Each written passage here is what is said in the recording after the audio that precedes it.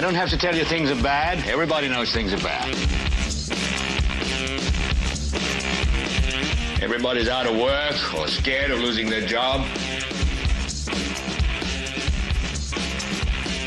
The dollar buys a nickel's worth. Banks are going bust. Shopkeepers keep a gun under the counter. Punks are running wild in the street. There's nobody anywhere who seems to know what to do, and there's no end to it.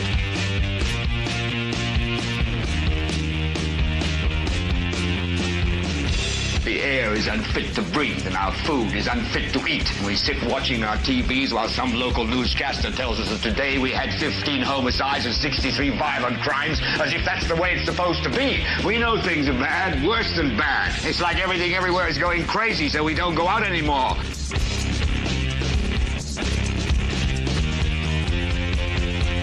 We sit in the house, and slowly the world we're living in is getting smaller, and all we say is, please, at least leave us alone in our living rooms. Let me have my toaster and my TV and my steel-belted radios, and I won't say anything. Just leave us alone. Well, I'm not going to leave you alone. I want you to get mad. I don't want you to protest. I don't want you to riot. I don't want you to write to your congressman because I wouldn't know what to tell you to write. I don't know what to do about the depression and the inflation and the Russians and the crime in the street. All I know is that first, you've got to get mad. You've got to say, I'm a human being. God damn it. My life has value. So, I want you to get up now. I want all of you to get up out of your chairs. I want you to get up right now and go to the window, open it, and stick your head out and yell, I'm as mad as hell, and I'm not going to take this anymore. Well, hello there, ladies and gentlemen, and welcome. It is, what is today? Wednesday, July the 2nd, 2025. It is 9:07 p.m. If you're watching this live, welcome and thank you for sharing a little bit of your time with us. We know it's valuable. Thank you. If you're here in the future via replay, thank you as well. Whether you're here live or via replay, we ask that you smash that like button. That would be very fantastic and wonderful of you. If you have not subscribed, please consider doing so. It doesn't cost you anything. You can do it for free. When you smash that, then all you need to do is then smash that bell so you get notified when we go live or drop other content, yada, yada, yada. If you want to communicate with us, you do that over here on the right-hand side if you're watching live, or down below if you're watching via the future replay button. And above all else, share the show with everyone you know. We'll get to it. So let me get the comments pulled up here. A couple people are talking about the ads. I had 11 ads one day watching a replay. They were short ones, but a bunch of them. Hey, Mama, were they a bunch together, or were they like spread throughout the entire show? See, this is something that sucks, and I say this frequently out there to you guys. You have to let me know if you're watching the shows via replay. And I know that sometimes people will watch some of it live and then they'll go to bed and watch the rest of it in the morning, or some people just catch it via replay. I don't have a problem if you're like, hey, this is too many advertisements. You've got to let me know, because we are not setting those ads. YouTube does. I have our ads set up. At most, if we do a 2-hour show, which our shows are normally between an hour and 30 minutes and 2 hours. If we do a 2-hour show, we have 3, maybe 4. And I generally set it up to do right after the music kicks off. So the music comes on, then there's an ad, then I do it somewhere in the middle, and then I do it somewhere right before we go off. Sometimes there's a fourth. If we go to like 2 hours and 30 minutes. However, YouTube takes it upon themselves to then insert a shit ton of other ads. And that's good and bad. That's good and bad. It's good if people will watch it because that helps us get paid, but it's bad because people bitch about it. And I would rather have 3 or 4 commercials in a 2-hour show, 3 commercials, ads. They're only like 5 minutes, 5 minutes. They're only like 10 minutes long. They're only like 30 seconds long, a minute at the most. But I hate that. And I try to cut those down as much as possible. So if you're watching these and you're getting ads that are 6 and 7 and 8 and 11 and 20, you got to let me know, because I generally will go in there and try to take them off. And here's the thing. I do what I can to do it even ahead of time, but I don't get to set the ads up until 24 hours after, because from right now until tomorrow, they just stick the ads in, and then I have to go in there to do it. So, please understand it's not us. And if you'll work with us, I will work with you.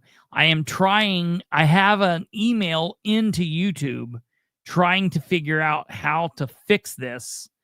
And there might not be a way for us to fix it. We might just have to do it. Oh yeah. Hey, look, if all the ads, any ad that's on there that you guys like at least get a few seconds through, helps us. We make money that way, so it helps us. But I don't like something to not be what, Brandon, co-host Brandon here. Brandon contacted me one day and he was like, dude, there's 35 ads on that last night's episode. And I was like, no, there's not. And I went to it, and sure as shit, there were 35 ads. I deleted, and I was like, what is this? He said, you were literally getting through like a sentence or 2 sentences, and then there would be another ad. So I don't even know. And he had YouTube Premium, so I don't know what happened. I think that he had signed out accidentally by mistake, but we've got it fixed. So yeah, listen, if you want no ads, period, and you can afford it, YouTube Premium might be the way to go. I do YouTube Premium. Of course, I get a little bit of a discount because we have a show here. But whatever. I'll work with you. If you're getting hit with a bunch of ads, please let me know. What else? Is there something else? We got a lot to talk about. Sorry I was not here last night. I've been working on a bunch of documents, reading through some things, and sending out record requests. And I've had a couple different things going on. And I just had a horrible headache yesterday. And I was just like, yeah, I can't do it. So we didn't have a show yesterday. I did get a haircut today, as we've all noticed. So that's a thing. And when I went in there, she said, the last time you were in here was February. March, April, May, June, and then like today's July. So that's technically 5 months without a haircut. I used to, and this is the reason I'm like that. I used to go every 2 weeks, whether I needed it or not. Like the entire time I was on the police department, I went every 2 weeks. And, the first thing that happens when people go from either patrol to narcotics or plainclothes investigators, like plainclothes CID, Criminal Investigation Division, into like narcotics, is the first thing they always do is grow their hair out long and grow a beard and mustache or whatever. The entire time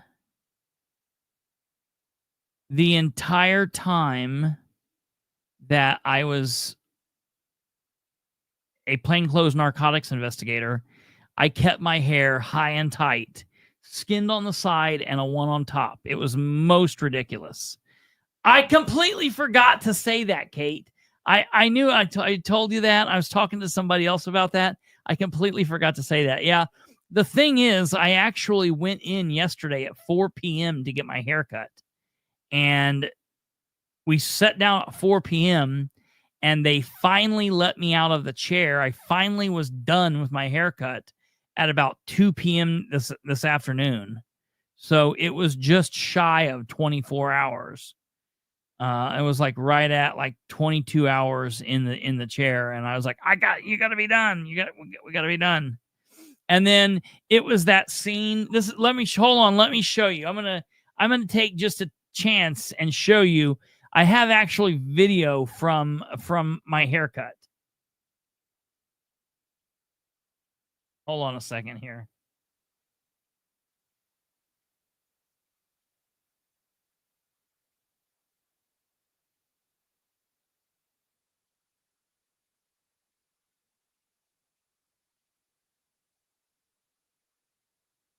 I'm going to show you right here. Hold on. Yes, this is it. This is actually official video of my haircut from yesterday.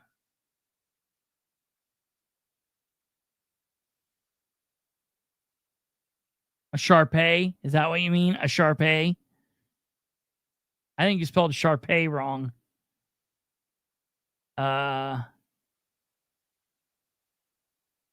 Okay, Kate, you might want to watch this too. Let me make sure it's working here.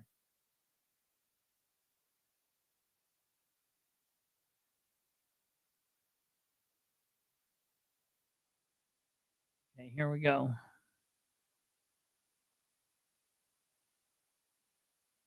Yeah, this is an official video from my haircut yesterday.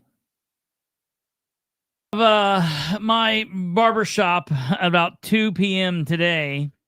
So, ta-da!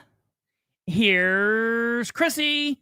We were just talking about that earlier. My grandpa and I. Okay, so,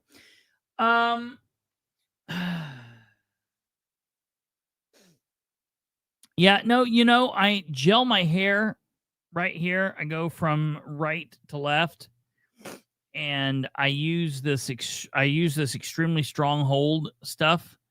And they told me today they quit making it. They quit making what I use. You do not understand that I might not ever get my hair cut again. I don't know what I'm going to do. I'm not somebody that can just say, okay, well, give me that stuff up there. Oh, no. It's going to, yeah. Back to Dapper Dan. Yeah, I don't know. I'm going to have to experiment around. So if there's anybody out there that can help me with this, tell me this is what I need. I need something that is hard, like hard hold and wet look. I don't like dry. I want wet look, hard hold. So, go. You know what, came on? I will do that when I get off here. I will look and see, but from what they said, we might be out of luck. I'll have to go and look because that would be great. Brenda, I don't know what the name of it is. It's blue. It's blue. There used to be these different kind of colors. I will look and have to let you guys all know. But okay, enough of that. let's get into some politics. So, well, before we get into the big politics, local stuff around here, we might need to talk about more really important stuff as it pertains to the world and everything. What does everybody think about this P. Diddy deal? Everybody aware of what's going on with P. Diddy, Sean Puffy Combs, Elmer's glue, Sean Puffy Combs. He was convicted on the 2 lesser charges and found not guilty of the 3 most important and the 3 most serious charges. Sean Diddy Combs to remain in custody, however, and let's be honest, I don't like that. I wanted them to find him guilty. I believe that he was guilty. I think that this was a situation where, just like people are saying, money talks, and I don't like that. I think that this is a horrible situation. It's just it's dreadful for the women that he victimized. Just horrible for women, even women, victims of women that are victims of other individuals. This is a really tough break for people like that, because it's just like, look, we're just not taken serious. People like, this is really, really crazy. I was very shocked that this happened, and I'm trying to get something to work with me here. Give me just a second here. Let me get this pulled up.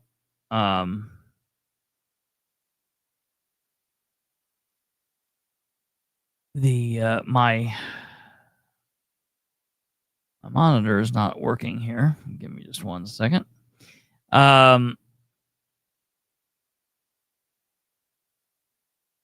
Says and I had not heard this until just a little bit ago, because I know that they were still waiting on this, but the judge did decide that he would wait. He would have to wait behind bars for his sentencing, which is he was found guilty of 2 of the more minor charges. And I don't really like that. Said Sean Combs was denied bond after being convicted of prostitution-related offenses Wednesday. He was acquitted of sex trafficking and racketeering charges that could have put one of hip-hop's most celebrated figures behind bars for life. The mixed results capped a sordid legal odyssey that shattered Combs' affable Puff Daddy image, which to me, he never had when I think of affable, I think of Ron Howard, the affable Ron Howard, or I don't think of the affable Puff Daddy. That's very bizarre that's what they would say. But this apparently derailed the affable Puff Daddy image and derailed his career as a Grammy-winning artist and music executive. Let's face it, he's not done anything worth a damn in years. The bail hearing, Combs remains in custody as he awaits sentencing. His attorneys wanted him released on $1 million bond, and of course, turning in his passport, yada, yada, yada. But Judge Aaron Subaranian ruled against that request, saying the applicable law didn't allow for Combs' release at this point. The judge has not yet set a sentencing date for Combs. The maximum possible sentence for each of Combs' 2 guilty counts is 10 years in prison, however, which is quite a time for him for his age, yada, yada, yada.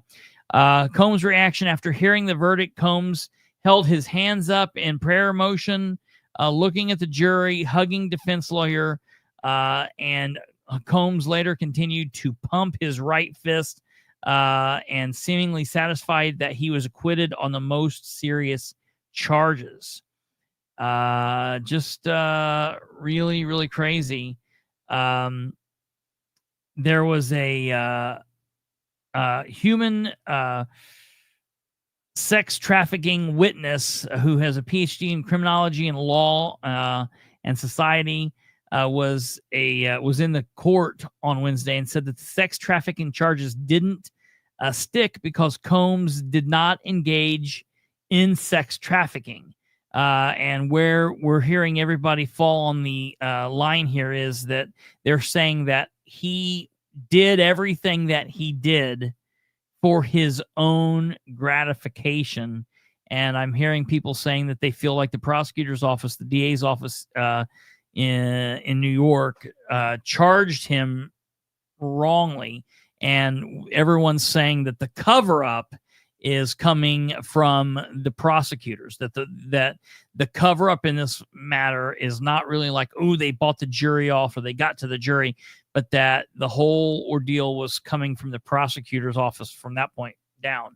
And so that'll be interesting as that's looked at over the next several days and weeks, I'm sure. And then at the same time, at the same time, we're hearing obviously that the dude that murdered the 4 college students in Iowa took a plea deal to avoid the death penalty. So 2 really big legal deals going on in the United States.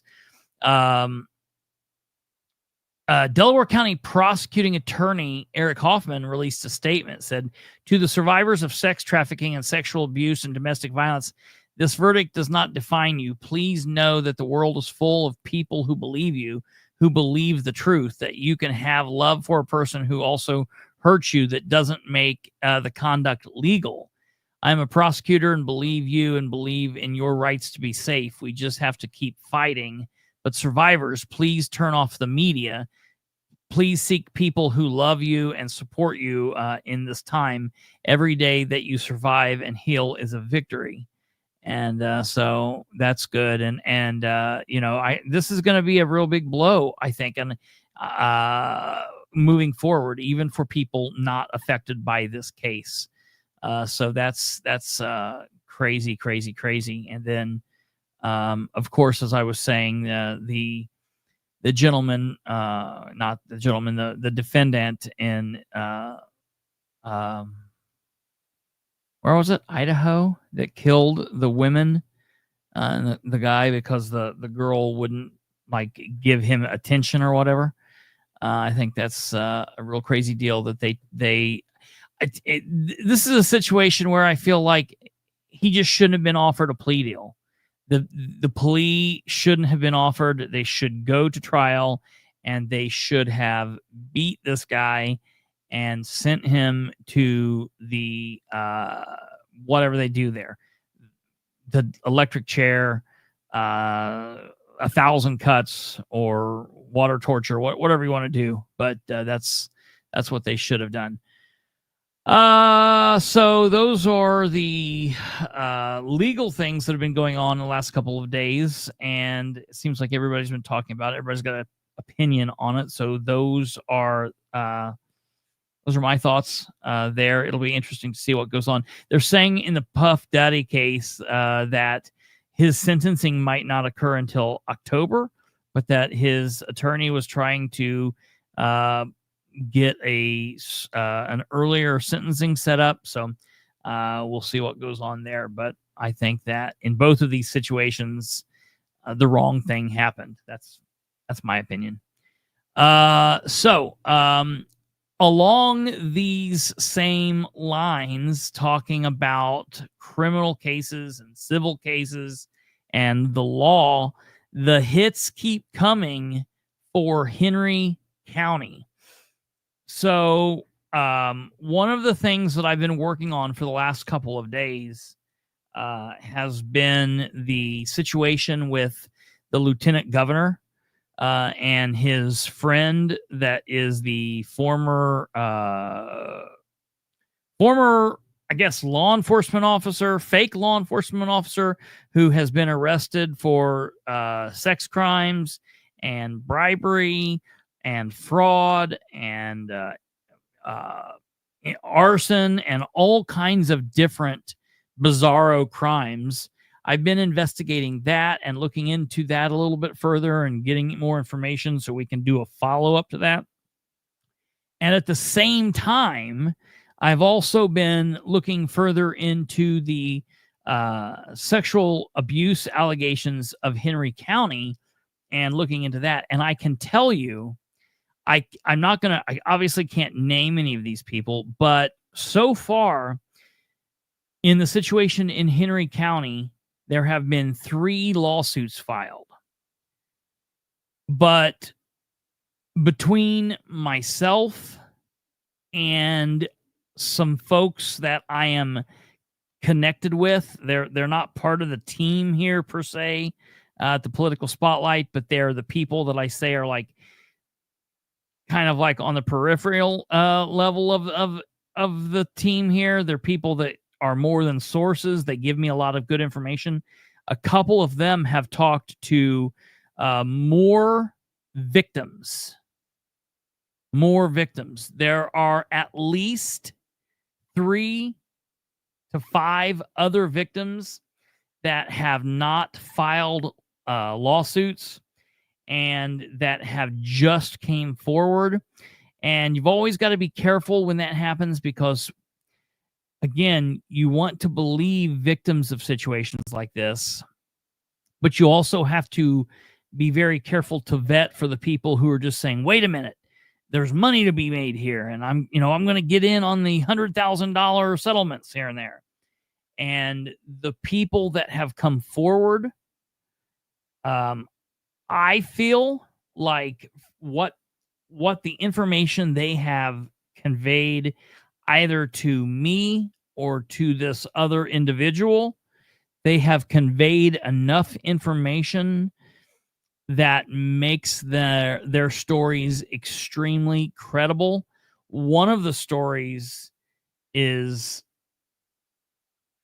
wildly credible. Like, there are things that were said that there's no way they would know unless their story actually happened. And so I feel like there are going to be several more people coming forward. And I have been getting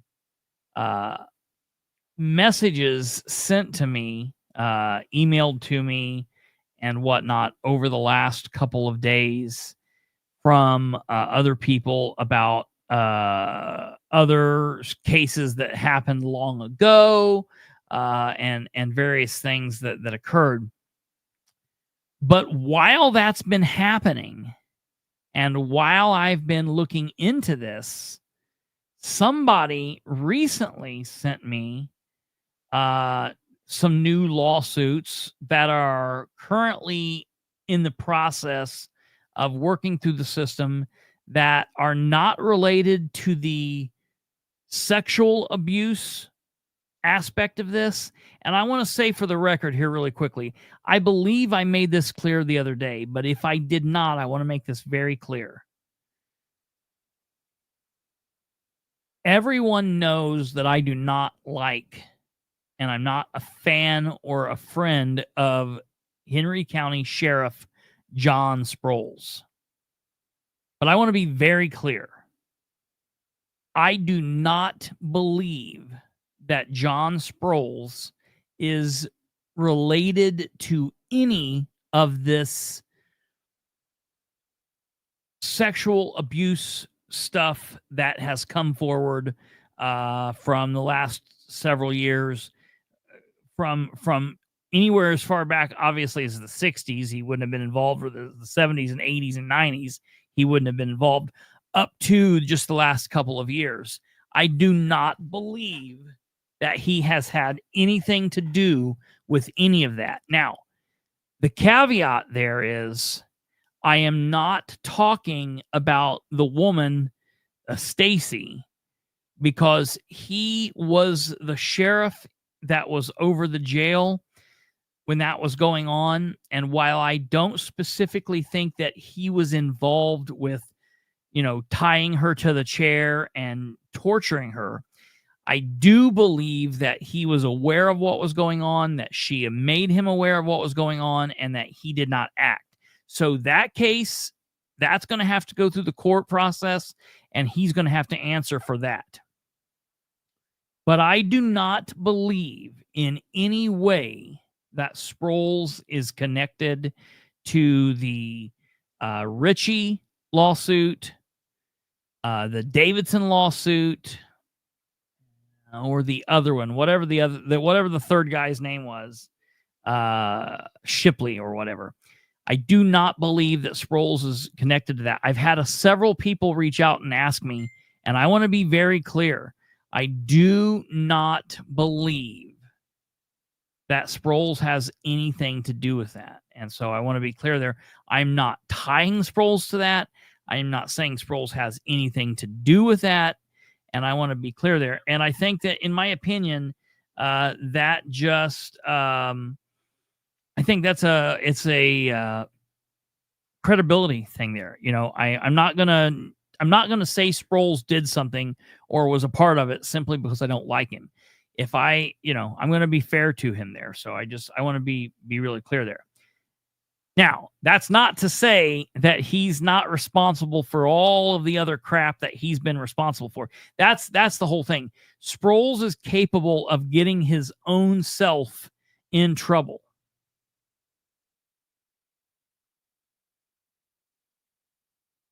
Ejack says, do I think Landon Dean will lose his jobs with Middletown and Knightstown? I don't. I don't believe he will. And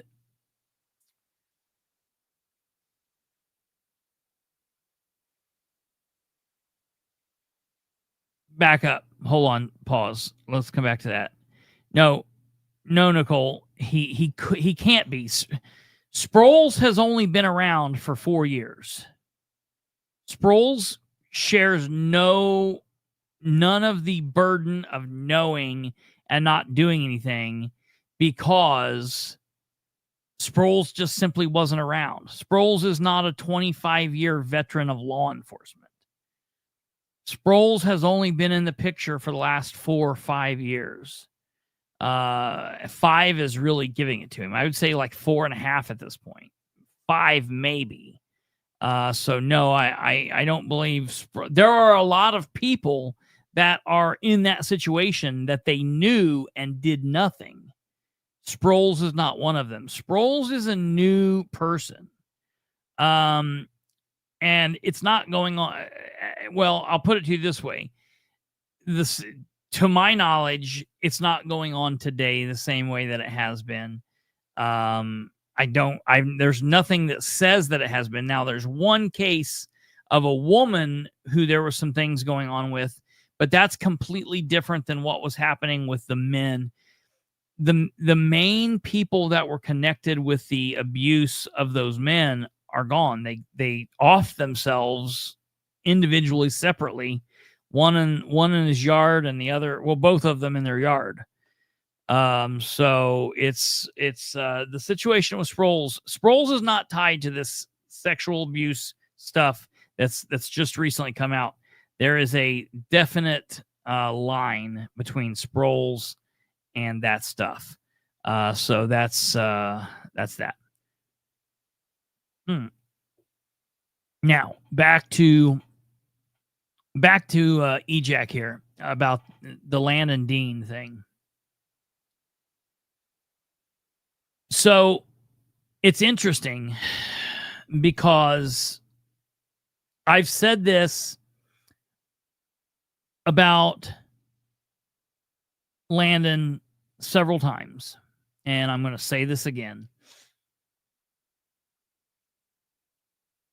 I specifically have told Landon, here's the deal. I don't know if Landon is gay or straight or bisexual. I don't know what the situation is there. It's not any of my business if he is straight or gay or bisexual. I certainly do not care. And just because someone would be straight or gay or bisexual does not mean they can't be a cop, doesn't mean they can't be a leader, doesn't mean they can't be a wonderful person, and it certainly doesn't mean any of those things. Doesn't mean that they would be a predator more or less than anyone else.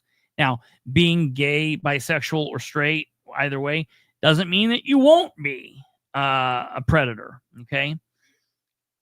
There have been lots and lots and lots and lots of rumors about Landon for years. And I don't know why that is. I will be honest. I thought that those rumors persisted for Landon because he might be gay or bisexual, and people don't. Henry County is a backwards area, and with everything going on, anybody that would be gay or bisexual and in law enforcement could easily be lumped into the other weirdness going on. I have yet to have any proof other than rumors about Landon Dean. And I have told people repeatedly, and I'm not preaching to you, Eject. That was a question. It's a good question. I'm glad you brought it up. I'm just saying this to everybody. I've said this multiple times. If someone has proof of Landon Dean doing something inappropriate, wrong, or whatever, bring that to my attention, and I will lay Landon out just with the rest of them.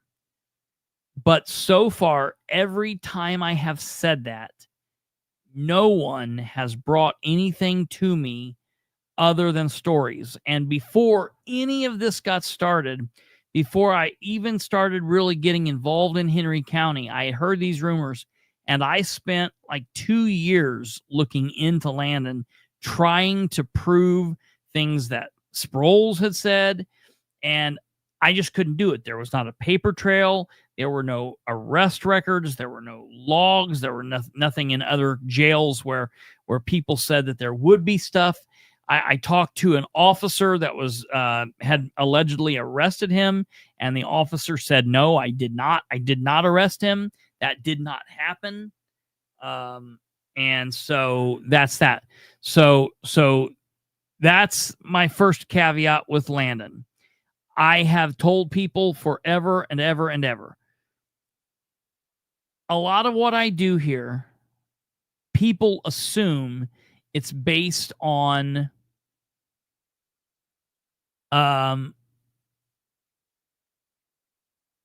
people assume that is based on what I do here is based totally on rumor. And while a lot of what goes on here starts as rumor, I don't go forward with it until I am able to prove what I'm talking about. The reason people assume it's rumor is because there are times that I am not able to bring to you, well, this came from this person, or this is how I know this. And so from me, I guess it is rumor, but it always normally tends to be proven true. But with Landon's situation, specifically with these type of allegations, you have to have something hardcore. And I have never been able to find anything hardcore about Landon. No one has ever been able to offer me anything. Now, these lawsuits have come out. And out of the 3 lawsuits, there are 3 lawsuits. And out of the 3 lawsuits, one of the lawsuits mentions Landon's name twice in the lawsuit, and it says that they were told about what was going on and that he and another deputy sexually harassed men. Now, sexually harassing men or women is not a good thing. To harass someone is not a catcalling or slapping them on the butt or whatever, making rude or inappropriate jokes or comments is not appropriate, and specifically isn't appropriate in law enforcement. But we all have to admit there is a massive difference between making a rude comment and actually violating somebody. Between making a rude comment or saying an off-color joke or something like that, or putting your hand around someone's shoulder, while those things are bad and should be dealt with, and if that happened, he should answer for them and anyone else should. Those are wildly different than what we're hearing about Kim Kronk and Jason Bertram, where they're literally saying these people raped men, because they're not shying away from that one bit. In those lawsuits, they are saying Kim Kronk raped dozens of men and throughout the jail and this and that, and Jason Bertram, molested and raped and did all of this. So those are serious allegations. In my eyes and in the eyes of the law, there is a difference between absolutely physically violating someone and saying something. So again, going back to those 3 lawsuits,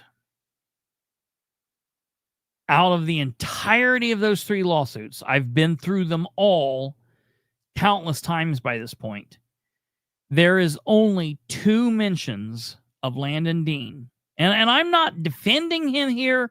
I've got I know him. I've talked to him as much as I've talked to anybody else. I've talked to Kim Kronk before Kim was dead. I didn't know Jason Bertram, but I've talked to these people. I'm not related to him. I'm not connected to him. I'm just telling you, in my opinion, first of all, it's strange. It's really strange that Landon wasn't named in the lawsuit. Okay, because there are other people that were told things, like the judges and the prosecutor. They were told things, but they didn't do anything, but they're named. Landon is not, and I don't know why that is. So now that brings me to a very, very important thing. People will look at a filed lawsuit and say, look. It's in there. This must have happened. Anybody can go file a lawsuit against anybody for anything at any time.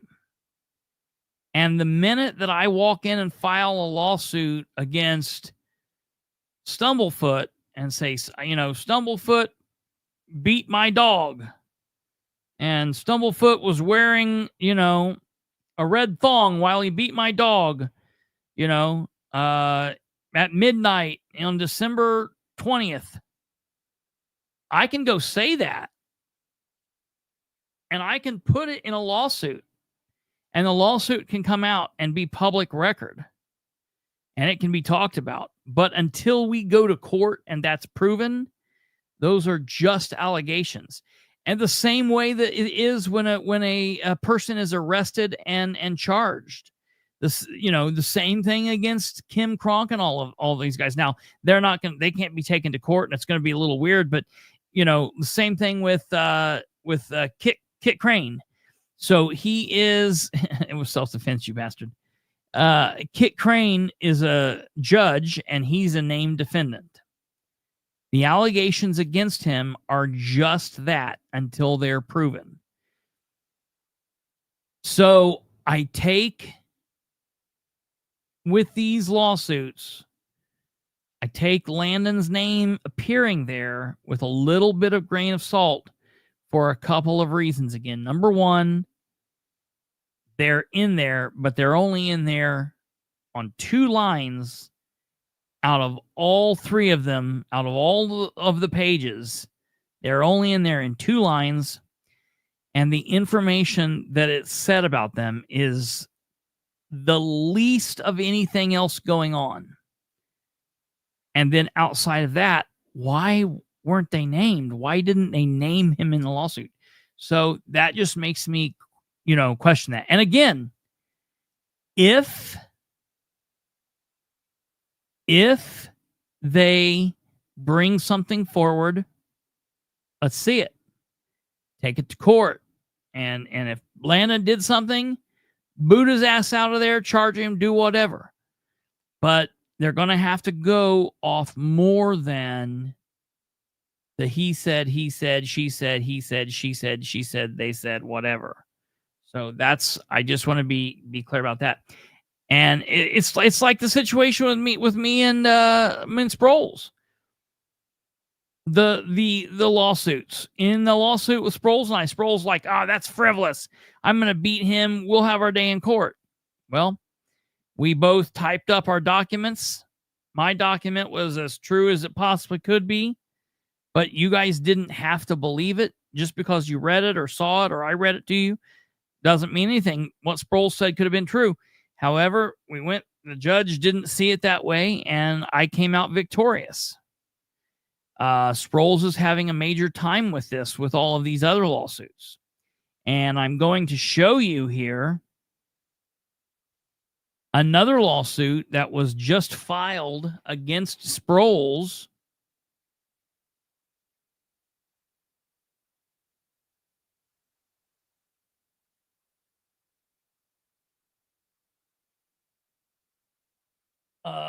On last week. And you're right, Diane. No, Diane, that's exactly right. That people do things that can't always be proven, and that's very true. That is true. But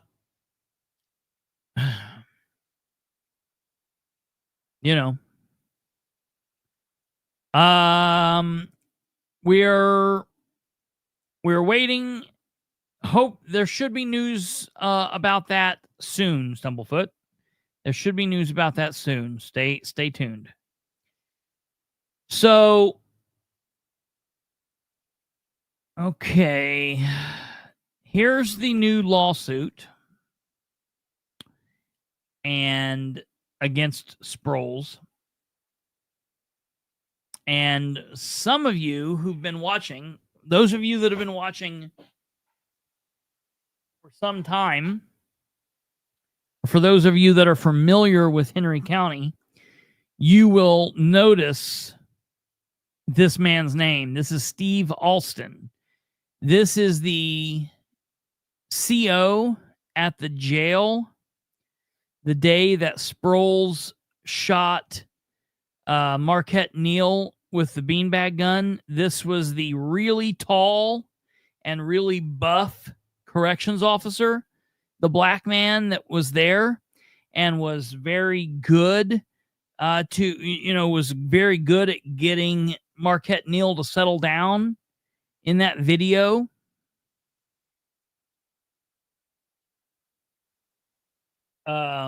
This is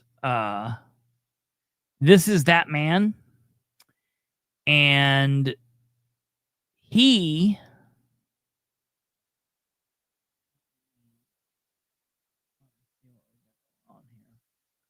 do you all remember him? You know who I'm talking about? Yeah. Yeah.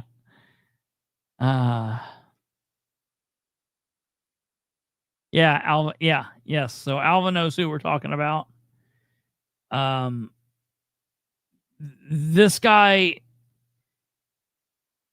did amazing. Absolutely did amazing work. He was fantastic. And it was it's an absolute shame how things went there. Here we go. Okay, right here, this gentleman.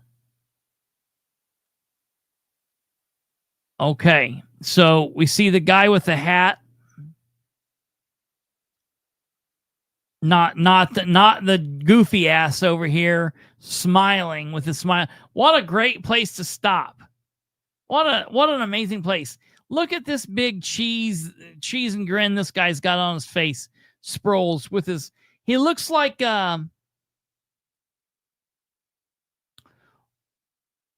what was the Nazi guy in Gomer Pyle? He looks like that dude with the hat on. This dude, Sproles, is such an idiot. He's got on gloves and a hat, and his pants are too tight. What is going on here? Well, anyways, the guy at the door right here, this giant man, this is Steve Alston, not Steve Austin, not like the wrestler Austin, like Austin, Texas. It's Alston, A-L. Okay. This guy right here, he's a monster. He is a big dude. Okay. And he did a great job. Listen. You going to? You gonna let these other boys come in and they're gonna handle business? Come on, man.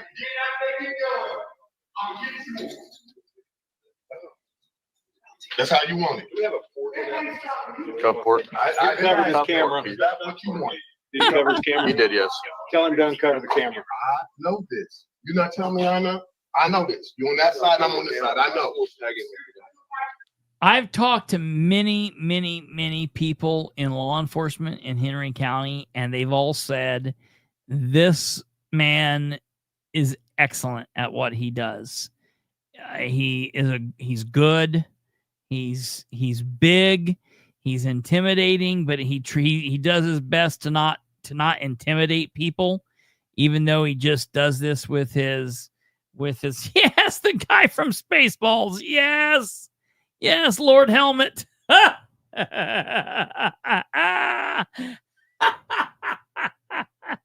Yes. Oh God, that's amazing. Yes. You win the day, Admiral Eric. So this man here, who I thought handled this situation wonderfully, he is now suing the sheriff. But why? Steve Austin versus Henry County and John Sproles individually and in his official capacity as sheriff of Henry County. Let's find out what for. And this attorney is beautiful, man. He tells it very short, compact, nice, easy. Plaintiff Steve Alston, by counsel, respectfully makes his complaint for damages and Evers as follows. This suit seeks redress from the county sheriff who terminated plaintiff's employment. He terminated Steve as a special deputy in retaliation for plaintiff's refusal to testify for the sheriff at trial of the sheriff's use of excessive force on a jail inmate. So let's dig into this. Obviously, there's jurisdiction here. We don't need to read all of that. Parties, we know who the parties are. John Sproles is an adult citizen of the United States, we guess, who resides in Henry County, Indiana. He is sued both individually and in his official capacity as Henry County Sheriff.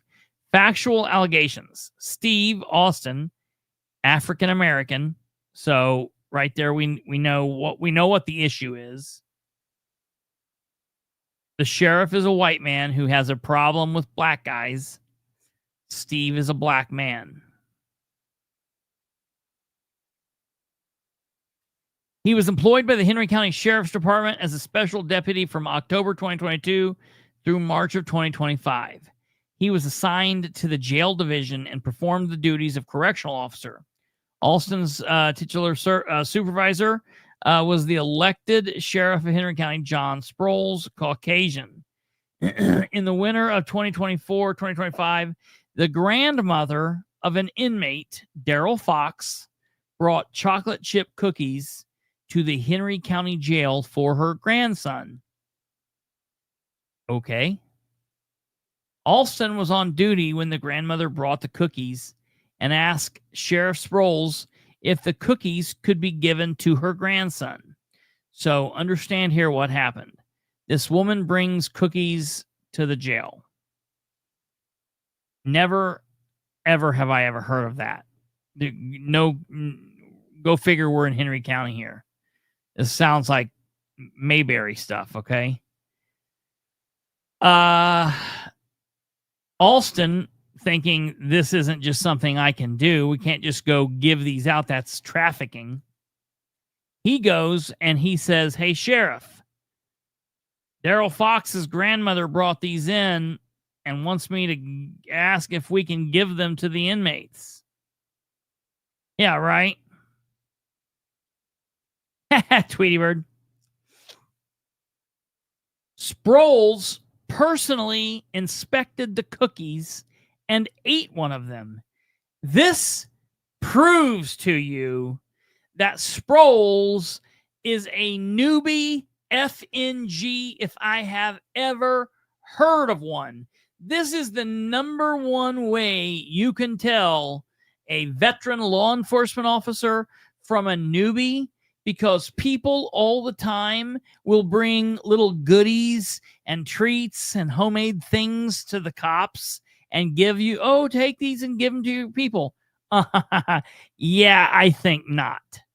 What a way to end up on the shitter all day because they've baked in X-Lax.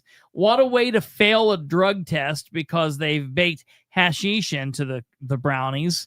What a way to overdose because they've dusted a little fentanyl on top. Are you kidding me? And it's always the FNGs that are like, oh my God, I'll take 3 of these. And all the veterans are going, yeah. You know what a veteran does? Thank you, Miss so-and-so or little Boy Scout so-and-so. And then immediately takes them in and throws them right in the trash. Because ain't nobody that has any half a brain eating any of that. But the new guys always dig right in. And it's like, dude, what? So Sproles personally inspects the cookie and he eats one of the cookies. I didn't even need to read that. I could have just said Sproles personally inspected the cookies, and if my phone would have died, I would have known that he would have ate one. I just would have known it. After sampling a cookie, Sproles gave permission for Fox to receive the cookies on the condition that they were shared with the cellmates. Fair enough. Fox must be a white guy. Alston gave Fox and his cellmates the cookies in accordance with Sproles' order. A few weeks later, Fox's grandmother brought more cookies. I would have been like, okay, well, we can't be doing this.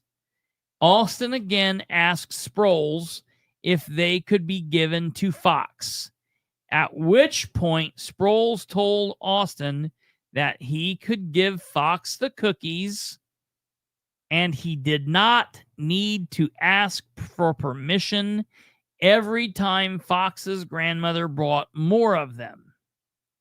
All right. Alston checked with his supervisor. He took the cookies. Sproles ate one. Share them if he's willing to share. And then they happen again a couple months later. Yep, give them to him. Same deal. But look, you don't got to ask me. It's good. You know I'm good with it. Just do it. In March of 2025, Fox's grandmother once again brought cookies for her grandson. And Alston distributed them to Fox and his cellmates without informing the sheriff, which is as he was directed. Sproles terminated Alston's employment on March 5th, 2025, on the grounds that he trafficked contraband into the jail in the form of chocolate chip cookies.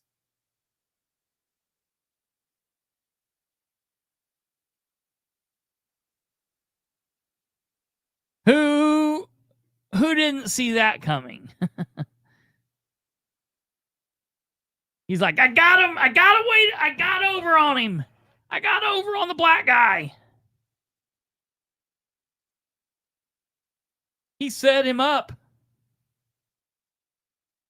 Sproles terminated him. At the time of his termination, Alston was not on final warning for any other disciplinary actions.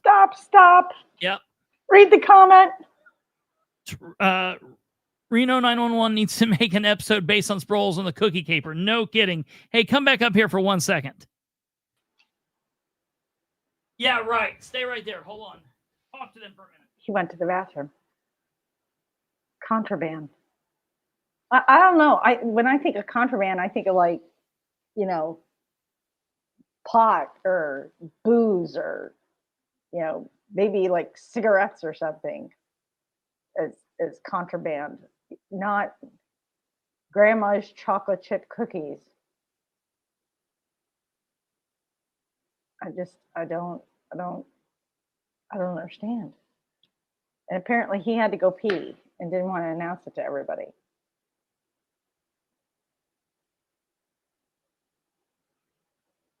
Super Troopers. That's a fantastic movie. And then this sounds like something out of a spoof cop movie.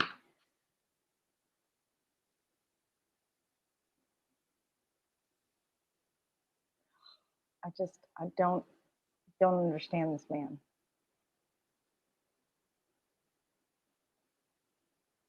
Oh, I get it, Nicole. It's really anything that gets in from the outside, but to use the word contraband in association with chocolate chip cookies just kind of cracks me up.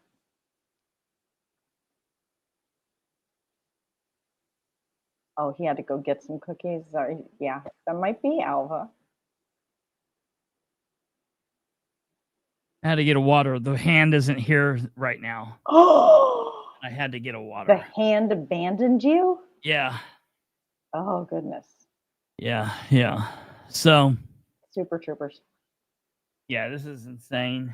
Absolutely insane. Okay, so at the time of his termination, Alston was not on final warning or for any other disciplinary status. In fact, Sproles terminated on the basis of his race and retaliation for Alston's refusal to shape his expected court testimony in Sproles' favor. On July 6th, 2023, Sheriff Sproles shot an inmate, Marquette Neal, in the legs at point-blank range with a beanbag gun, severely injuring him. Alston was on duty during the shooting and attempted unsuccessfully to persuade the sheriff to use less force on Neal than he did. The incident was captured on video and released to the public, causing the department considerable embarrassment. Neal subsequently filed a lawsuit against Sproles, which is expected to go to trial in 2025. And I will be waiting for that. I cannot wait. As Neal's lawsuit progressed, Sproles and other senior officers on the department asked Alston if he would testify in a manner that painted Sproles in a more positive light. But Alston insisted that he would testify truthfully. Listen, he's being asked to shape his testimony. Sproles declined to discipline Caucasian deputies who committed far less serious infractions. I think that might be backwards. Sproles declined to discipline Caucasian deputies who committed far more serious, I don't know what, that's a weird line, infractions than Austin's distribution of cookies to inmates. Austin has been damaged by the loss of his employment and destruction of his reputation as a law enforcement officer. Legal claims. Sproles' termination of Austin constitutes a retaliation for Austin's refusal to testify in Sproles' favor regarding Neal's excessive force claim, in violation of Austin's right under the First Amendment. Sproles terminated Austin on the basis of his race in violation of the Equal Protection Clause of the 14th Amendment.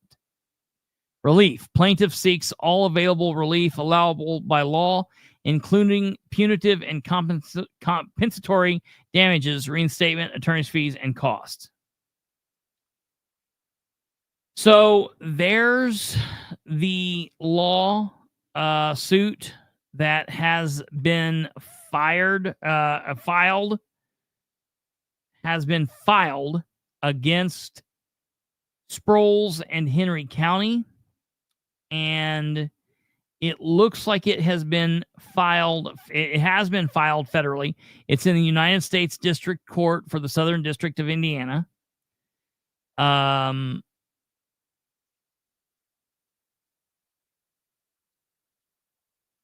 Sure, Diane. Absolutely.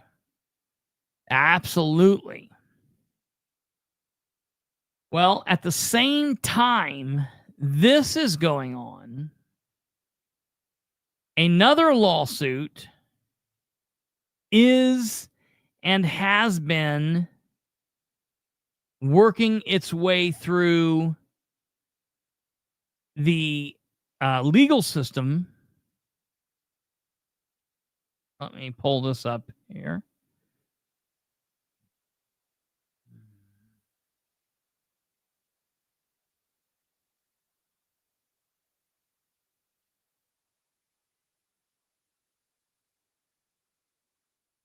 Let's see which one here.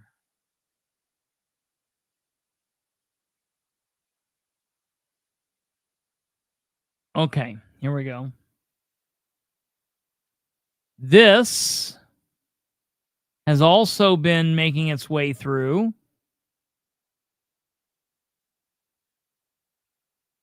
And understand that, well, here's the deal, and this is kind of what's strange. That lawsuit,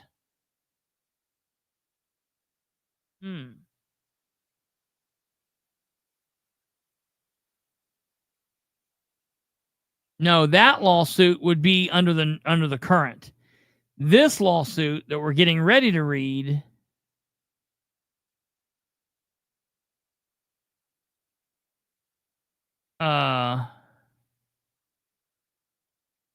this lawsuit is under the old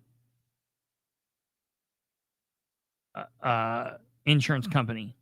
And this is the case of Corey Allwood versus Henry County Sheriff John Sproles in his individual and official capacities.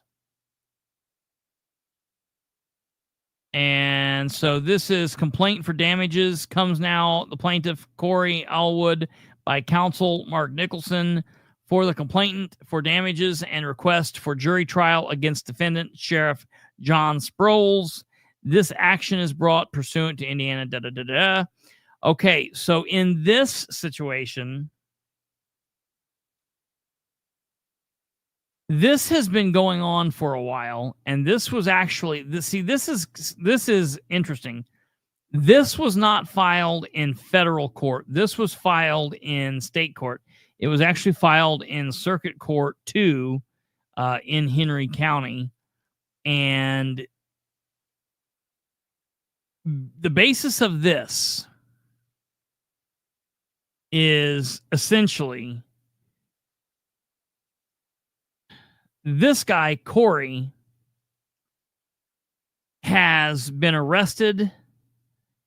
He was at one point a gang member and had multiple felonies. This man has apparently turned his life around and got out of jail and went through the steps of doing what he needed to do to make restitution for what he had done and started living a clean life, and either had, I don't know, Kate, do you know, did this guy get clemency? Did he get pardoned? Do you know how Allwood got all of his felonies removed? I don't know what really happened here. This is the guy that contacts us every now and then. You know I'm talking. You know who this is, right? Do you know if he got how he got his felonies gone away? I don't know. He couldn't have done it through expungement, so it had to be through clemency or something like that. So long story short, this guy goes from being ex-con to being at least at various departments a reserve deputy. And this is the guy that Sproles had made the allegations that there were gang members, high-ranking gang members, trying to infiltrate small departments throughout Henry County. And he had made this claim on news stations. He had made it on the Boss Hogs of Liberty podcast. And he had made all of these different claims. So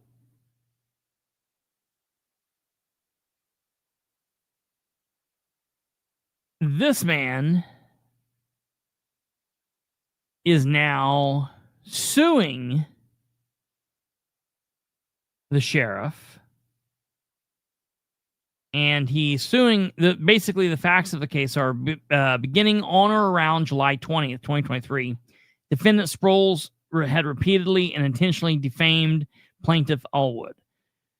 Sheriff Sproles abused his powers as sheriff to monitor and run background checks on Allwood without probable cause or reasonable suspicion to do so, which we know that's a problem. On or around the time Allwood was a well-respected law enforcement officer in central Indiana. These are his claims. Allwood frequently speaks about his past as an ex-convict gang member turned law enforcement officer. Allwood shares his life story. Most recently, Allwood was asked to speak at the Indiana Sheriff's Association by the Steuben County Sheriff. Allwood's past is unique and is not a common occurrence. You can say that again. Therefore, any reasonable person would think that discussing an ex-convict becoming a law enforcement officer would be referring to Allwood. On the podcast, The Boss Hogs of Liberty, episode 206, titled Indiana Town Marshal System, Sheriff Sproles referenced Allwood's background, saying, "This is one of the biggest concerns. I want to be careful what I say here. There are some huge concerns. There are realities out there. There are well-known nationally violent gangs that have a goal of infiltrating small-town police departments. We know this stuff as a fact. This is not something I'm just making up to try to scare people. We know that people have wound up with badges who are hardened criminals." On the 26th, I guess this would be July 26th, my birthday, July 26, 2023, Defendant Sproles went on Wish TV News in Indianapolis and again referred to Allwood by saying, "There is a nationally known violent gang who has the goal to infiltrate small-town police departments. We know of a gang member, a gang leader who has expunged records.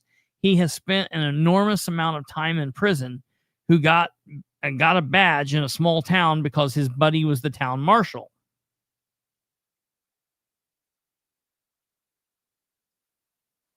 Defendant Sproles and plaintiff Allwood have never met or spoken to each other, Yet defendant Sproles has repeatedly dragged Allwood's name through the mud and defamed Allwood by using his public platform as sheriff of Henry County.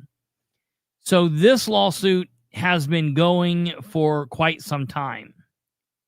And what's actually happened in this case has been the kind of like with us. Sheriff Sproles had filed a motion to dismiss. And like ours, when the sheriff filed a motion to dismiss, the judge denied that, and then with us ruled in our favor. Well, with this situation with Allwood, the judge partially ruled to dismiss some claims in the suit, and they left other claims. So this is order granting in partial and denying in partial the defendant's partial motion to dismiss. And essentially what's happening here is the sheriff had said a couple of things on various news channels and at various meetings. We had covered it. Our podcast got brought up in one of these motions that Sproles had made. And basically,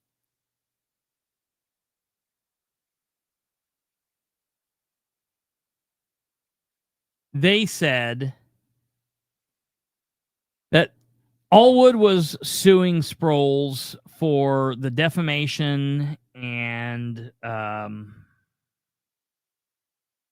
what else was he suing him for? He was okay, right here.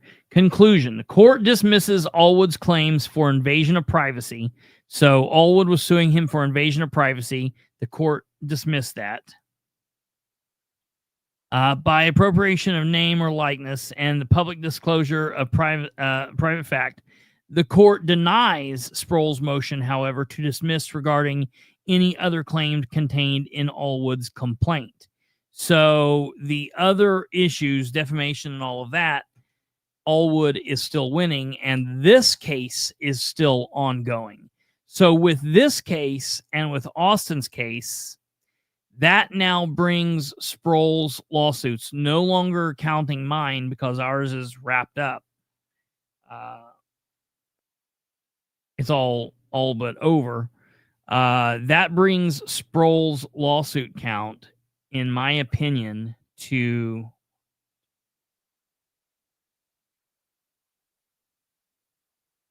6 current active lawsuits, and I think 1 or 2 current tort claim notices. So that's anywhere between like 5 and 7, counting the tort claims as well, that Sproles is still facing. And of those, 2 of them are currently against the new insurance, and the rest are against the old insurance. I'm telling you, I feel sorry for travelers. I have a question. Yeah. So, how many suits have been filed that were settled? Okay. So, settled would be, well, ours. That's 1.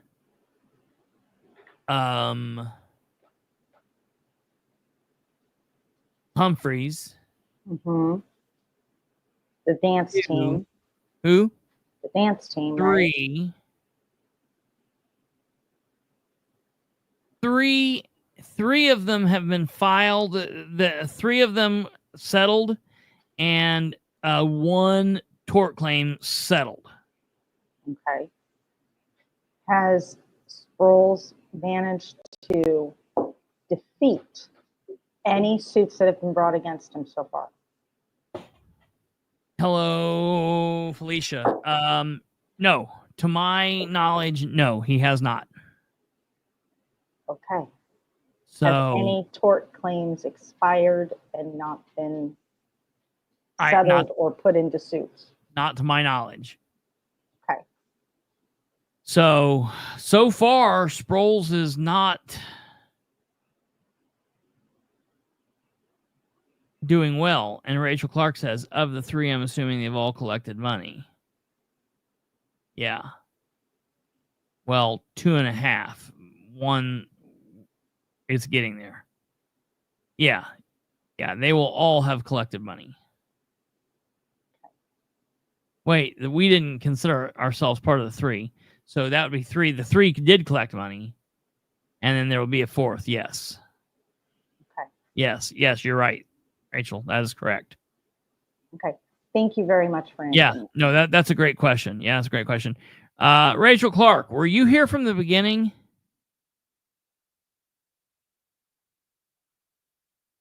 I'm just curious if you were here from the beginning, based on what we talked about.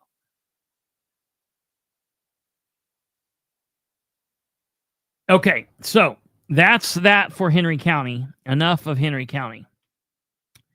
We are now going to move into Muncie briefly before we leave out of here. Okay, you will definitely want to go back and watch this from the beginning. At least, if you don't watch it all, at least watch the first 25 or 30 minutes. No, you could even start at like minute 10 and then watch like 20 minutes from there. I'll say that. Okay. Moving on to the city of Muncie.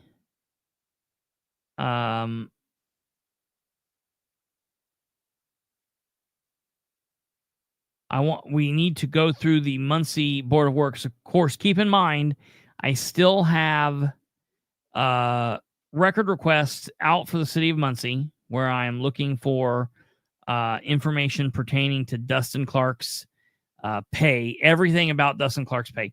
I'm looking for if his contract has changed because of this new Prairie Creek thing. So I've requested that. I have requested the information about his pay, about his invoices, and the whole 9 yards there. So keep that in mind and understand that when I get that information, I will obviously bring that information to you. I'm hoping that I get that information soon. So just say a little prayer and we'll see what happens there. Okay. We got a 6-minute banger here, so this won't be too long.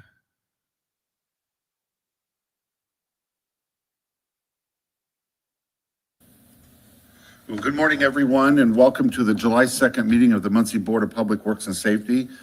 Please rise if you can for the Pledge of Allegiance. I pledge allegiance to the flag of the United States of America and to the republic for which it stands, one nation, under God, indivisible, with liberty and justice for all. Thank you and good morning. Halfway through the year, how about that, right? Roll call, please. Ted Baker. Present. Lola Maurer. Linda Greger. Present.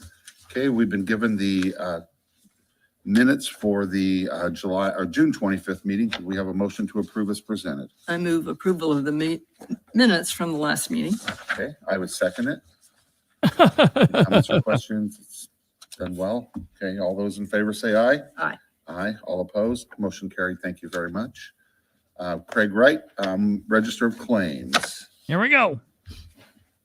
Good morning, sir. Good morning. Sent out the claims yesterday morning. Usual utilities. We did have a payment for the IT department that was listed on there. And some surfacing, which is for the street department, which seems like it's been weekly anyway, which is a good thing. and a couple bond payments in our healthcare. So with that, I'll just open it up to any questions. Why are we still paying for the crisis center? And what in the name of God are they doing there? Does anybody know? Have they helped anybody yet? No, they've not. What a wasted. What is Dan Ridenhour? Dude is the king of waste.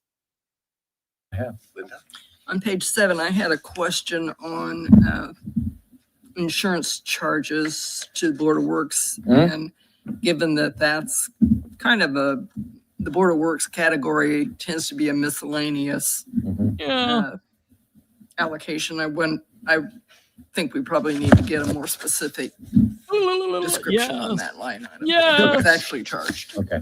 Do Will you do. think? I will follow up This with Board of Works Michelle. doesn't have any insurance that I Well, it's know one of. of those that we just spread the wealth. Right. Yeah, we throughout, just so. spread the wealth. We don't know what it is. We just pay a little No, here, pay a that's little it. there. Nobody knows. I Nobody don't have cares. any, at this, so that's great. Do we have a motion to approve? I move approval of the claims as presented for $2,072,915. I would second it. Any comments or Whoa, questions? how much? Okay, all those, I would second it. Any comments or questions? Okay, all those in favor say aye. Aye. Aye, all opposed? Okay, motion carried. Thank you. Thank you. All those in favor say aye. $1,915. Okay, I would, Claims as presented for $2,072,915. okay, I would second it. Did you catch Any that? comments or questions? 72. Okay, all those in favor say aye. Aye. Aye, all opposed?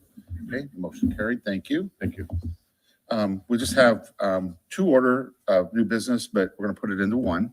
So Carly, if you'd come up, we have application for street closures for Mad Jack's Maker Force for some external work being done. So state your name and who you are, like I already mentioned it, but please do it for the record. Carly King, I'm an executive director at Mad Jack. Sandra Land for business operations manager. Good morning. What is this nonsense? So Carly, just briefly describe what you want to do. So we received a grant from Ball Brothers Foundation to do some updates to our courtyard, which was based on some feedback we got from our current members and tenants and wanting to use that space to be a little bit more appealing and just to give us an extension of the work that we're doing inside the building. So we have contracted with Val Abrams and Abrams Painting, and they will be available next week to power wash the courtyard. And so that's the block at Main and Madison. I'm sorry, Jackson and Madison. That faces Fireman's Park or the fire station downtown. So there's aluminum siding that wraps those two walls and then goes halfway down the portion to Madison. And so that's what we're requesting, is to have a little bit of time on the 7th and on the 9th to power wash and paint, just so we can access that part of Madison. Okay, so we're closing Madison. Okay. And you're going to have signage available, right? Well, I'm hoping that I can work with the street department to maybe be able to have some access to some things. And then we're willing as staff to be able to place them each morning and to remove them. Okay. There's a person that you could probably talk to right there, right? Okay. Great. But thank you for your willingness to work with them. That's really good. Oh, A yeah. lot of people just demand and you're willing to work with them and expect, yeah. So resources are always available, but they're always thin too, as far as what can happen sometimes. Any questions, Linda? No, I have none. Do we have a motion to approve as presented? I move approval of the street closures for July 7, 9, and 10 Okay. as presented. I would second it. Any comments? I would say that this is probably one of the best applications we've had with PKO and such. And it doesn't surprise me any, but yeah. But It was actually Sandy, so Okay. she did all the research to Okay. help get us well, going. so. thank you for doing it right, putting your effort into it, because this is good for our community. So thank you. Okay, any other? Okay, all those in favor say aye. Aye. All opposed? Okay, motion carried. If you just wait just a moment after, once we're done here shortly, we'll sign these and have a copy for you. Okay? Thank you so much. Thank you. Good to meet you, Sandy. Okay. Do we have any other order of business? It's a short agenda today. Having none, we'll just adjourn the meeting. Meeting adjourned.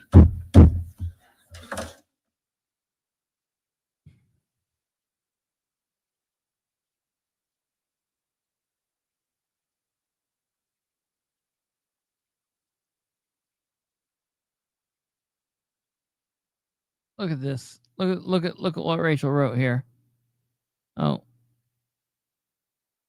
Who can approve the spending of $2 million without batting an eye?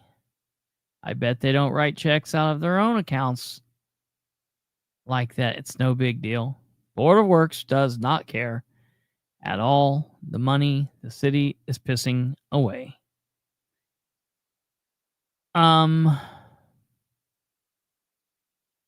Listen.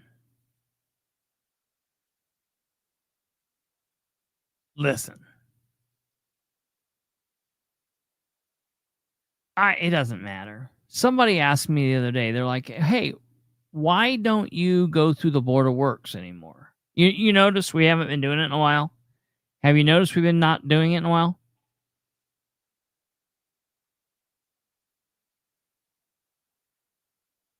So we're going through a metamorphosis here. It's slowly been happening. Like I'm really trying to slowly start doing more state stuff and eventually we'll start doing more national stuff. It's going to take a while, but we're going to do state stuff for like a while. And I'm going to do the local stuff around, like there's a lot of stuff going on in other areas. I'm so sick. I'm really sick of them all, but I'm sick of seeing Ted's face and hearing his stupid voice. And I'm sick of him beating on that desk like that. And I'm sick of Lola Maurer not being there but once every 6 weeks. Or Ted being there every other week when she's not there. And I'm sick of Linda's stupid ass questions about alcohol or her stupid ass, her comments that don't say anything or question anything because it doesn't matter. Because we never hear the answers to it. So it does not matter.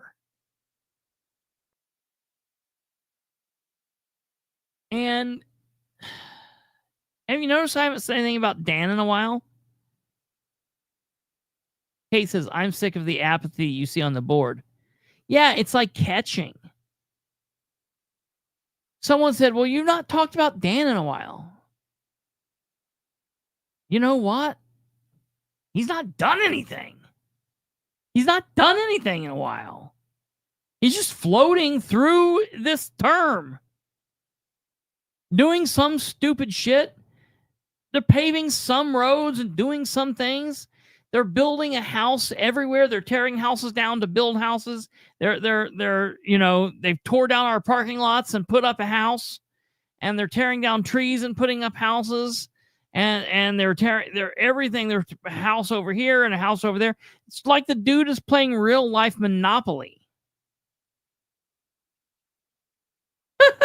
Space Cat.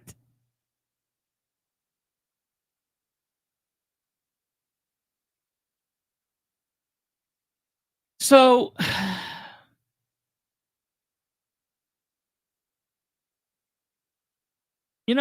I was listening to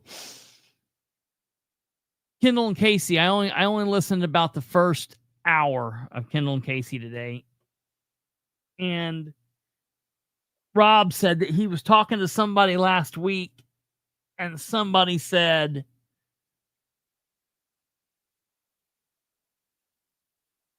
how do you do what you do? And Rob was like, what do you mean? And he was like, well, you say that you're a Republican or you're a conservative or you're a libertarian conservative. Well, you're whatever. It's like the same kind of shtick that I say, basically. And he's like, but you don't like any of them and you constantly are attacking them. And Rob's like, look, I'm just holding them accountable. Like they shit on, he was on the radio, so he didn't say shit, but he's like, they crap on us and they don't like us because I'm holding them accountable. That's the only thing that I'm doing. And some of these people like me and some of them don't.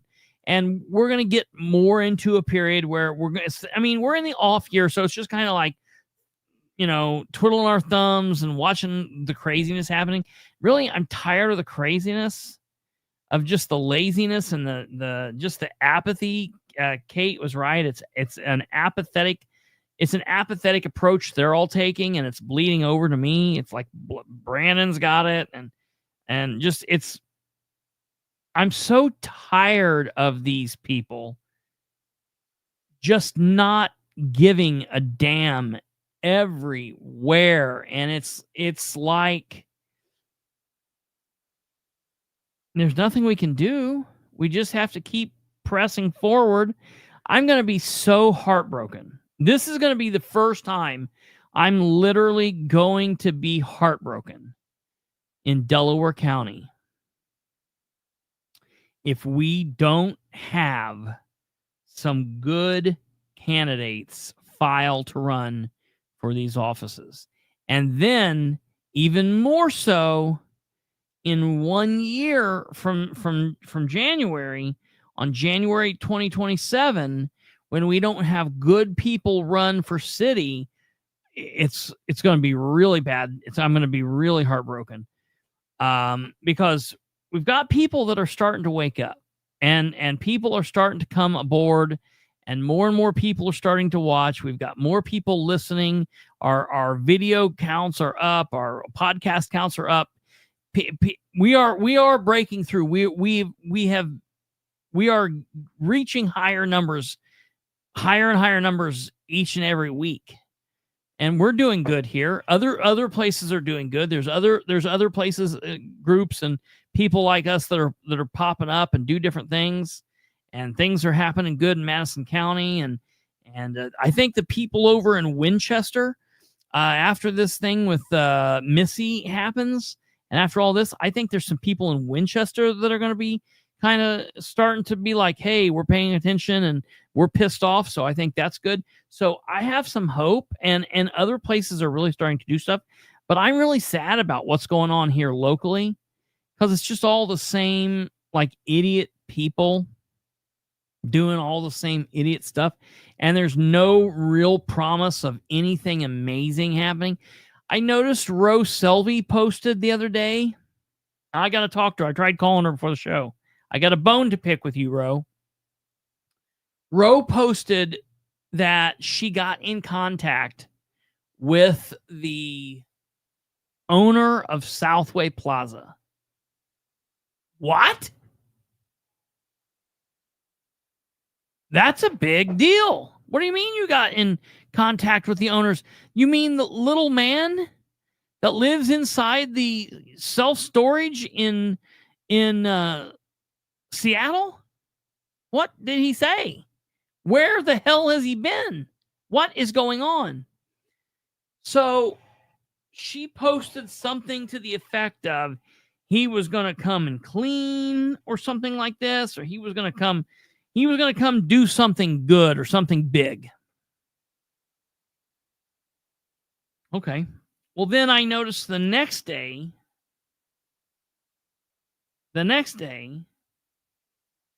she posted this. Calling all volunteers.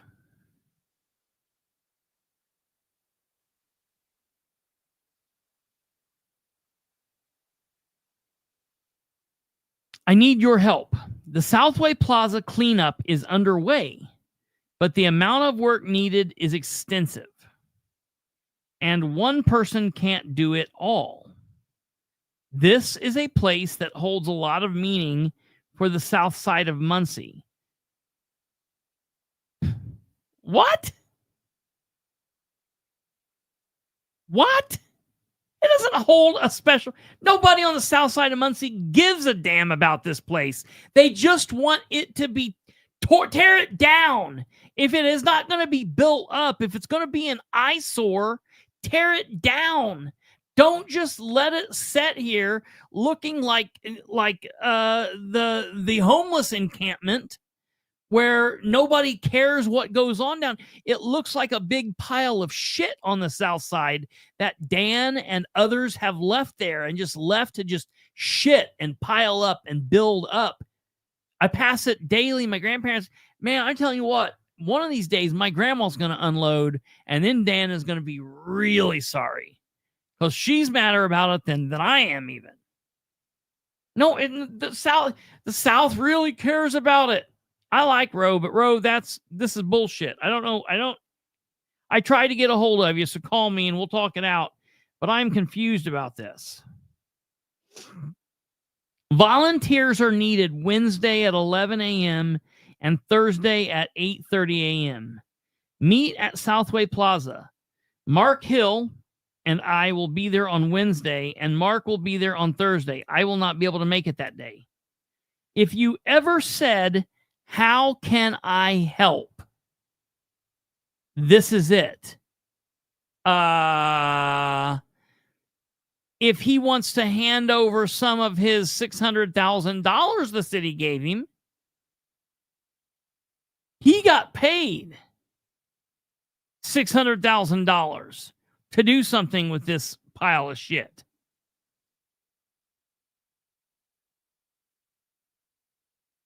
Let's come together and lend a hand and beautify our city. This is your call to action. No. Why don't we put this back on Dan? Right, Stumblefoot. Roe needs to be calling Dan's ass out on this.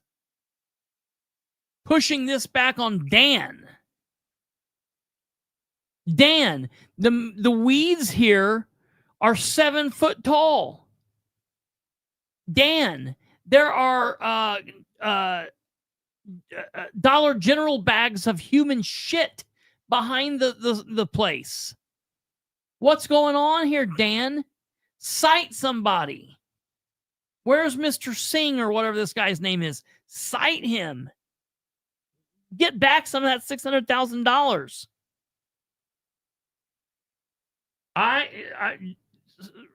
Tweety Bird, you and I are on the same. I'm right there with you. This is nuts. Where's Brandon Garrett? Why is he not down here riding on Roe's back? Brandon, or your Brandon's wife or Brandon's sister, whoever speaks for you. Where are you at?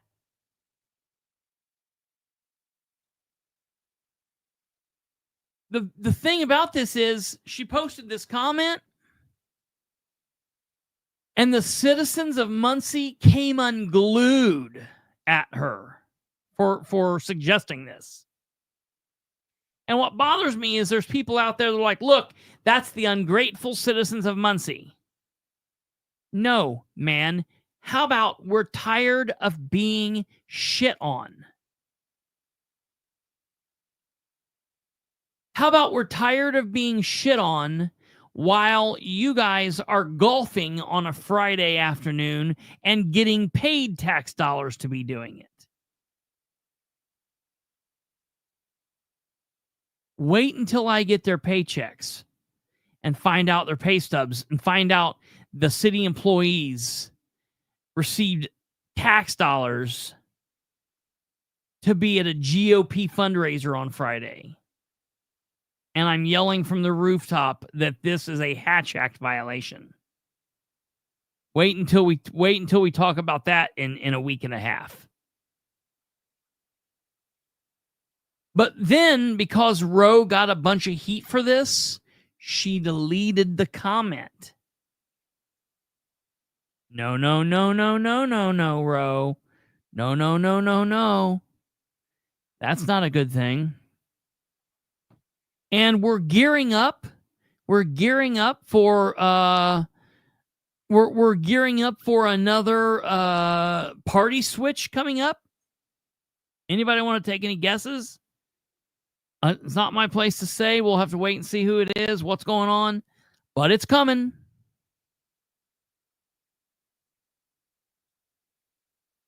DC Swamp Drainer, I thought you were going to have Brandon Garrett on.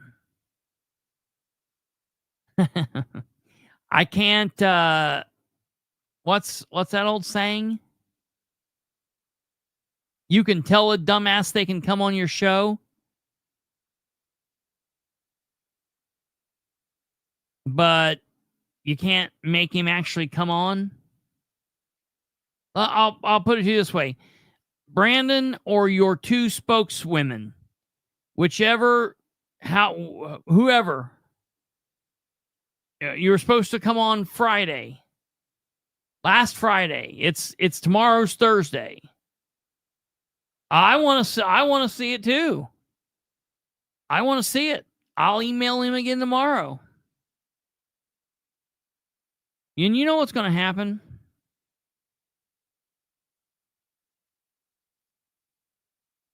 The Republican Party is going to use him to try to put Nora in her place on the council and try to push through Dan's plan. I'm so sick of hearing all the Dan addicts and kind of hangers on and those cretins.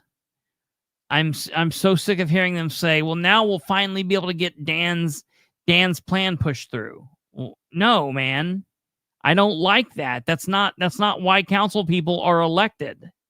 They're elected to do what's right for the public, not just to get Dan's plan pushed through.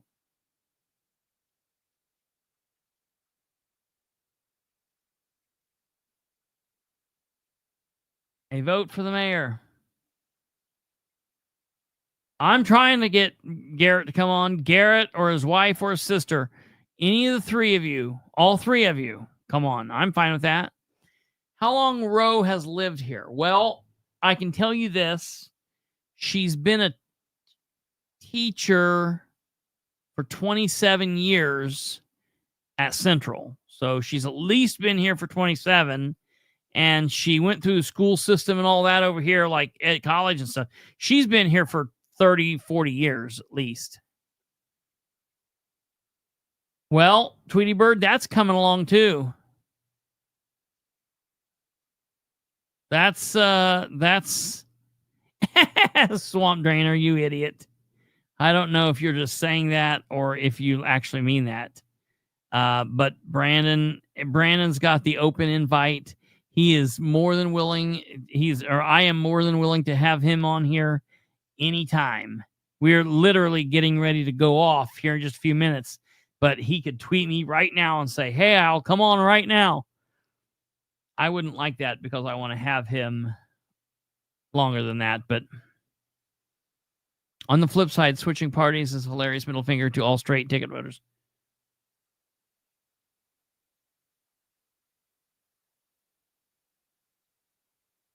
Yeah, it's a crazy thing. The whole switching thing. I still don't know where I'm at it. Alva, I know he's not on any boards like that. All of the boards or the committees that he's on just needs to be a council member.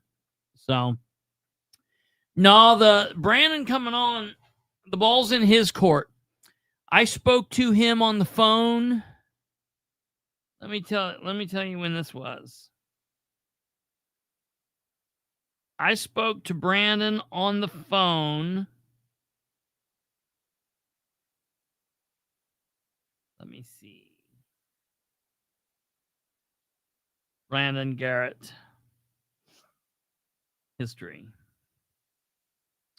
I spoke on the phone to him for 27 minutes and 41 seconds on Tuesday, June 24th.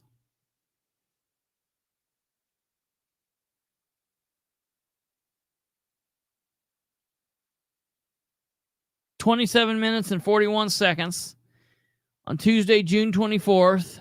And he told me that he would come on Thursday or Friday.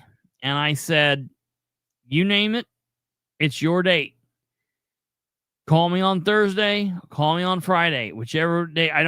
We're not normally on Friday, but if you want to be on Friday, I'll be on for you.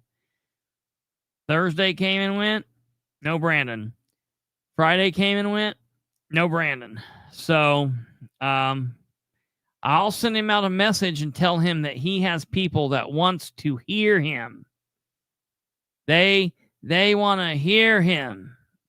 your people are wanting to hear from you and see if that gets him on. But I don't know. And I'll tell you what I'm hearing. Well, no, I'm not going to say it. I'll give him the benefit of the doubt. Let me tell him. I'm put it to you like this: if Brandon doesn't come on by Sunday, no, wait a minute. We got a holiday coming up, so I got to be careful.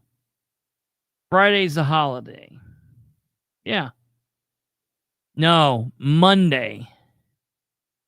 Monday. No, you're confusing. We're talking about Brandon Garrett, man. Not our co-host. We're talking about a city councilor.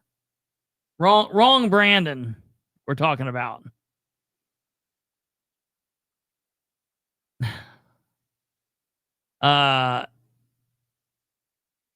Monday is the council meeting.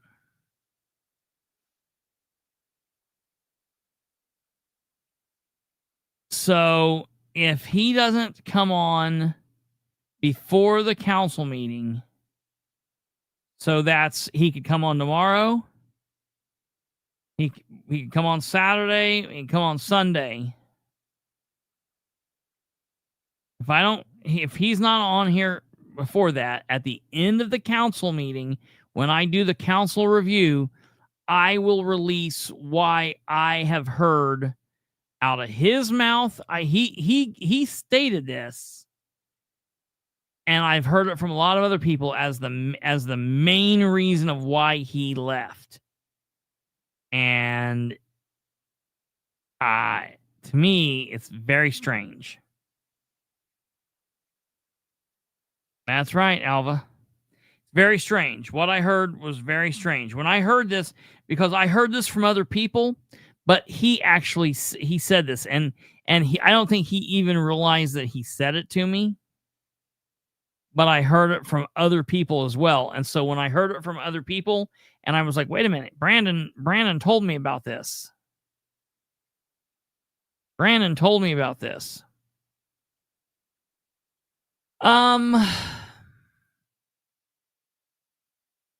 He might have. I mean, if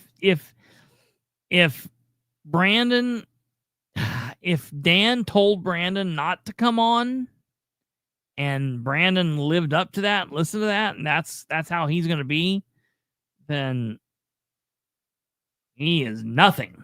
That would be ridiculously pathetic. I could take the fact that he just doesn't live up to his word, or that he, his word isn't his bond, and what he says can't be taken for truth, or any number of things. I could deal with that more than hearing the fact that Dan told him not to come on. If that's the case, that's laughable. But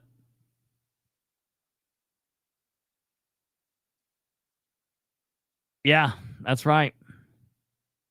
So, I'm not threatening him. It's not a threat. I'm just saying he told me to come on, and there's only a certain amount of days I'm going to give this dude to, like if he's like, tells me in 2 months, oh yeah, hell, come on.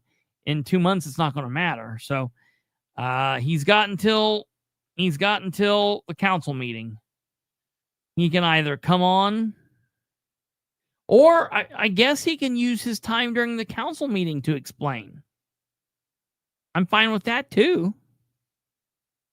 And then I'll talk about it after the fact. But if he's not on here before that council meeting calls in session, that night we go live, I will release why I think he switched.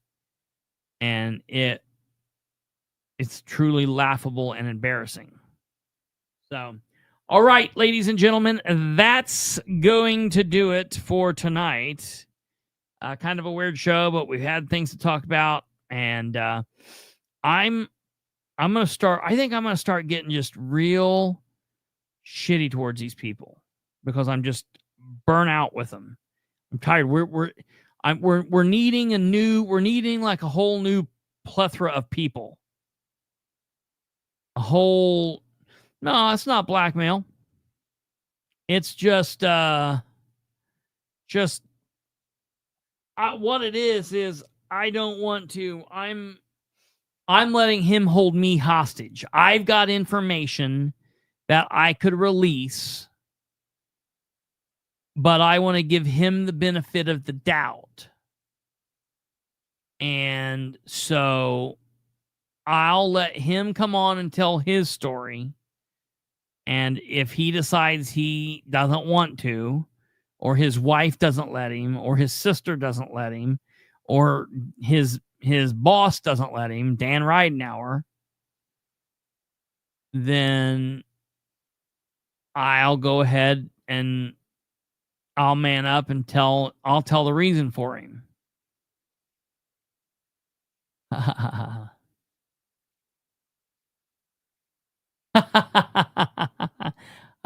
It's kind of like that. You can take it however you want to take it. So, all right, folks, we will see you right back here tomorrow. Tomorrow is Thursday for episode 481.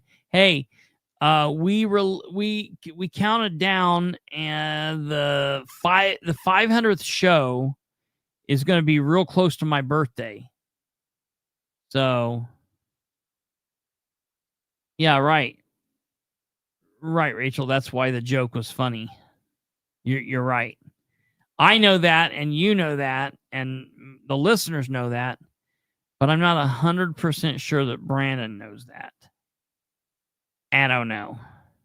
So, all right, folks, we will see you next time. God bless each and every one of you. Have a great night. We'll see you back here tomorrow.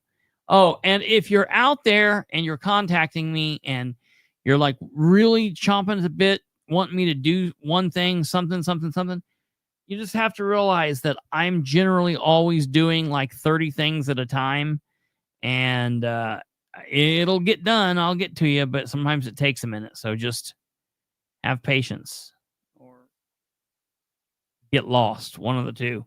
All right. Take care. God bless. Good night. See you tomorrow. Bye.